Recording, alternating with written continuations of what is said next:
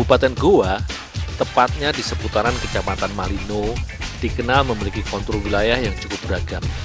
Di samping terdapat Gunung Bawah Keraeng, wilayah ini juga didominasi oleh jajaran bukit dan lembah yang memiliki kemiringan cukup bervariasi. Kondisi geografi seperti ini, dengan iklim tropis serta curah hujan yang bervariasi, memang merupakan daerah ideal untuk lahan perkebunan tanaman jenis sayuran, salah satunya sayur tomat ini. Sejak pertama kali ditanam di Indonesia, tanaman yang berasal dari daratan Amerika Selatan dan Tengah ini seringkali menjadi tanaman komoditi di beberapa daerah, salah satunya wilayah Malino.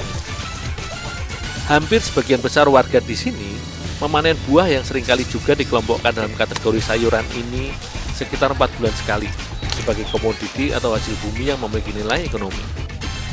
Salah satunya Pak Sanusi, pemilik lahan yang sekaligus petani tomat. Namun ketika sedang musim panen raya dan tengah berlimpahnya, sayangnya seringkali harga jual dari buah yang dikenal kaya akan kandungan vitamin A ini terjun bebas alias turun drastis karena sangat murah. Jadilah salah satu warga di desa ini berinovasi agar supaya harga tomat tetap memiliki nilai ekonomi.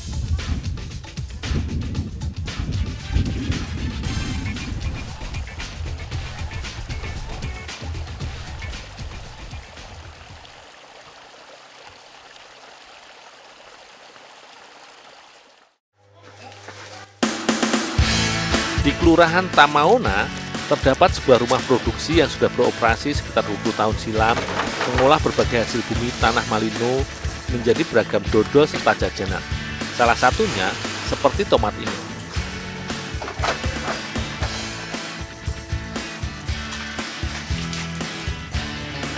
Sebelum diolah menjadi bahan makanan, tomat segar yang aku panen tadi langsung dicuci bersih dan disortir berdasarkan tingkat kematangan.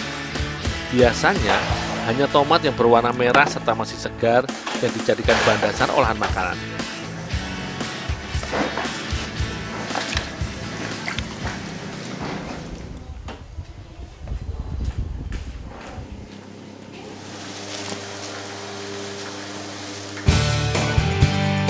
Untuk dijadikan bahan olahan jajanan atau cemilan, selanjutnya tomat yang sudah disortir dan dicuci bersih serta dibuang sisa tangkainya ini kemudian dicincang atau dipotong menjadi beberapa bagian terlebih dahulu.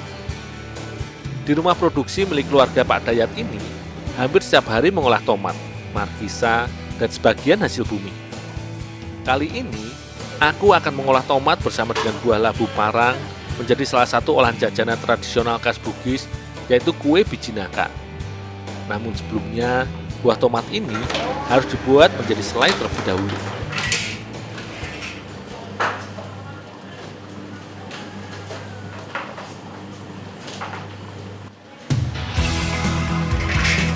Dalam proses pembuatan selai tomat ini, sebenarnya hampir mirip layaknya proses pembuatan dodol tomat.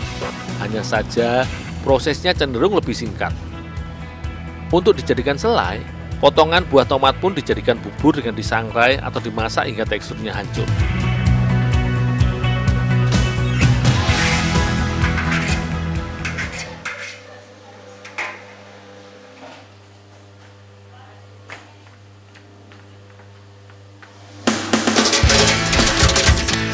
Selanjutnya, bubur tomat pun kemudian di-blender atau dihancurkan teksturnya hingga lembut.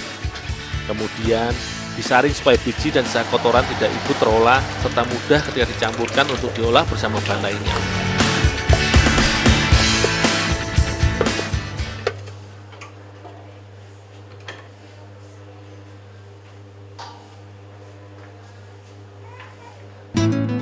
Salah satu kunci dari olahan rumah produksi dengan merek dagang wisata Malino ini, selain menggunakan bahan baku yang masih segar, bahan olahannya pun langsung diproses secara berkelanjutan. Bubur tomat kemudian langsung dimasak dengan tambahan gula dan sedikit tepung kanji agar adonan selai sedikit lebih padat. Ada sekitar hampir 90% pada buah tomat merupakan air. Untuk dibuat selai, adonan bubur tomat pun harus terus diaduk agar tidak gosong hingga semua bahan tercampur merata dan kandungan airnya berkurang.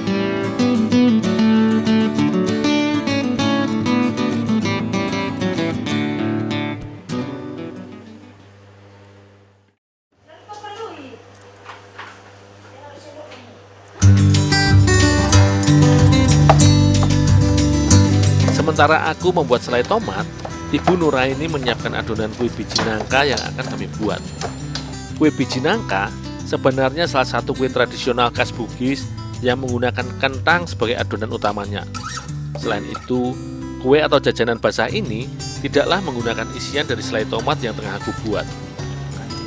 Namun kali ini, Ibu Nuraini mencoba berkreasi dengan menggunakan labu parang atau labu kuning yang telah dikukus. Kemudian dihaluskan dan dicampur dengan tepung beras ketan dan juga tepung terigu menjadi adonan. Semua bahan ini terus diaduk hingga tercampur merata dan menjadi adonan yang kalis yang nantinya akan berfungsi sebagai kulit pembungkus selai tomat. Jajanan tradisional khas Bugis ini dinamakan biji nangka karena adonan kue basah ini memiliki bentuk layaknya biji dari buah nangka yang juga berwarna kuning. Selain itu, kue biji nangka khas Bugis biasanya tidak menggunakan isian seperti yang aku bersama Ibu Nuraini buat. Namun karena Ibu Nuraini dan aku mencoba berkreasi, adonan yang sudah jadi pun dibentuk secara sederhana menjadi bulatan-bulatan yang memanjang dan diberi isian selai tomat sebagai kreasi untuk kue tradisional ini.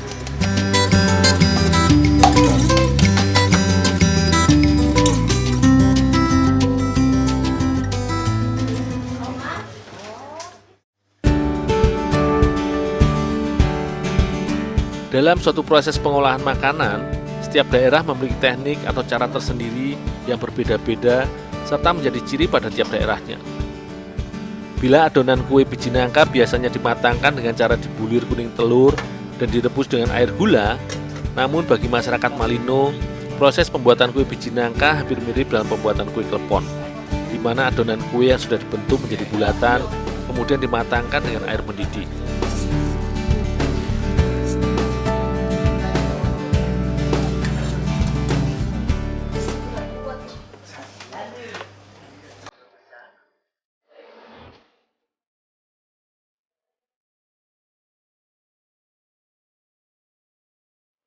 Meski kue biji nangka biasanya hanya disajikan ketika tengah digelar pesta adat atau acara pernikahan, namun kue basah yang memiliki cita rasa manis dan gurih ini masih sangat dinanti. Apalagi dengan sedikit variasi, perpaduan selai tomat dengan menggunakan labu parang sebagai inovasi menjadikan kue tradisional ini selain nikmat juga kaya akan manfaat. Sebagai bahan pangan, labu kuning memang kaya akan manfaat yang baik bagi tubuh, sama halnya dengan buah tomat. Buah labu kuning yang berwarna kuning mengandung beta-karoten serta vitamin A yang baik bagi kesehatan mata dan kulit. Selain itu, kandungan likopen serta vitamin K dan beberapa zat penting yang kaya akan nutrisi menjadikan buah tomat merupakan zat alami dan membantu mengurangi kolesterol darah dan trigliserida serum.